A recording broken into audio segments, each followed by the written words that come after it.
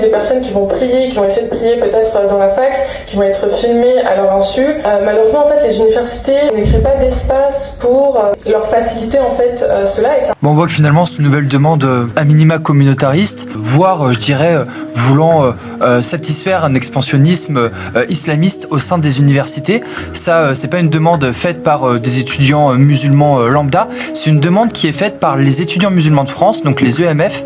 C'est une organisation étudiante très proche des frères musulmans. D'ailleurs, la chercheuse Florence Bergeau-Blackler dit régulièrement que c'est une émanation, ça a été créé par les frères musulmans dans l'objectif justement de diffuser un islam radical au sein des universités. Et la stratégie de mettre en place des salles de prière fait justement partie de cette stratégie expansionniste. Les EMF y déposent des listes dans plusieurs universités et ça fait souvent partie de leur programme, le fait de mettre en place des salles de prière. Mais pas seulement, des fois il est question de repas confessionnels, d'autres fois il est question d'islamophobie, mais en expliquant finalement que la France, que les universités seraient islamophobes.